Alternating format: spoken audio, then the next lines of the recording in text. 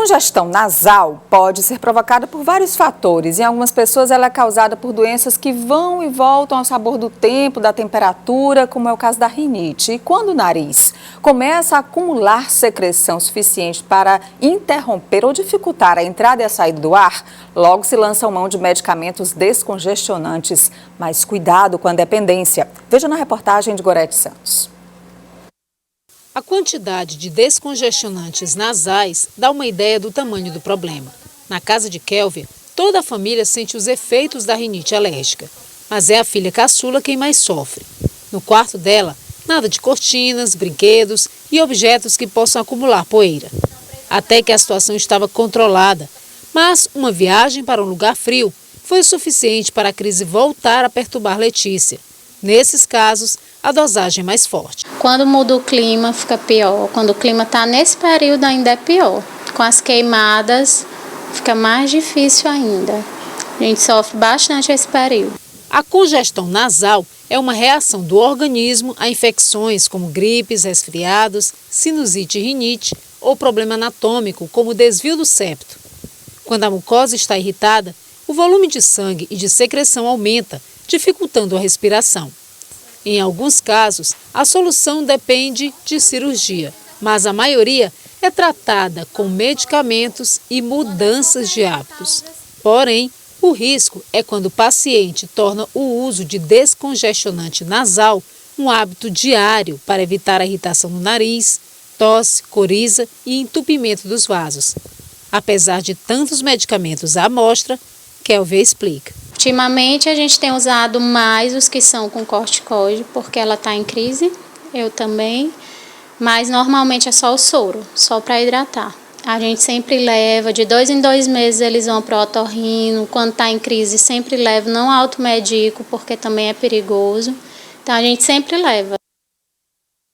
A gente vai falar mais sobre esse assunto, especialmente com você, que tem muitas vezes uma medicação no bolso, outra no outro bolso, outra no carro, outra no seu local de trabalho, na casa da sua mãe, que fica com medo, apavorada. Tem gente que é assim. Nós vamos conversar com a médica otorrinolaringologista Alexandra Kollontai. Doutora Alexandra, bom dia. Bom dia, Nádia. Não tem gente que é assim, que fica com medo de perder a medicação? Tem, até porque essas substâncias elas causam a dependência. Então a pessoa acaba que às vezes o nariz nem está tão congestionado, mas ela tem que estar com o descongestionante ali perto, porque se acontecer alguma coisa, ela já usa, né? A gente tem a primeira imagem aqui que mostra justamente por dentro do nariz como é que acontece esse processo de obstrução ou de congestão nasal. Existem várias causas para obstrução nasal, né? A principal delas, assim, a mais frequente, na verdade, é o resfriado. Então, toda vez que a gente fica resfriado, essa mucosa do nariz, chamada de corneto, ela fica mais inchada e aí acaba obstruindo o nariz, né? Mas existe a rinite alérgica também, que é bem frequente, o desvio de septo, que é esse ossinho que separa o nariz, às vezes de um lado para o outro, às vezes ele é mais torto e aí acaba obstruindo. Nas crianças, a hipertrofia de adenoide também leva à obstrução nasal, né? Aquelas criancinhas que vivem com a boca aberta, não respiram bem do nariz. Então, são uma série de causas que pode levar à obstrução nasal. A gente está num período mais quente do ano, né? Geralmente, nessa época do ano, já começam a aparecer as doenças respiratórias mais frequentes e a gente vem, então, com esse alerta, por exemplo.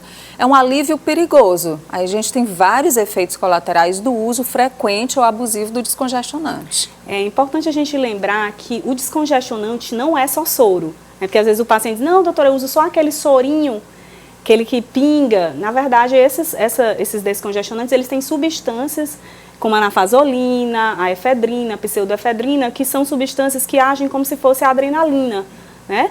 Tem um efeito adrenérgico. O que ele faz? Ele dá uma murchada na mucosa, então ele dá um alívio rápido. Ontem mesmo atendi um paciente que disse que prefere usar o descongestionante do que o corticoide tópico, que o efeito é mais rápido justamente porque ele faz isso. Mas do mesmo jeito que ele descongestiona rápido o nariz, ele pode levar o quê? Uma arritmia, porque ele tem um efeito como se fosse da adrenalina. Então pode acelerar o coração, pode aumentar a pressão arterial e ele pode causar, se for usado por muito tempo, uma rinite medicamentosa, né? Ao invés dele desinflamar, ele inflama mais o nariz, né? Pode levar a insônia também, como ele tem efeito adrenérgico. E também a dependência, né? Que é um dos principais efeitos colaterais que a gente observa nos pacientes. E para largar essa dependência, doutora, como é que faz?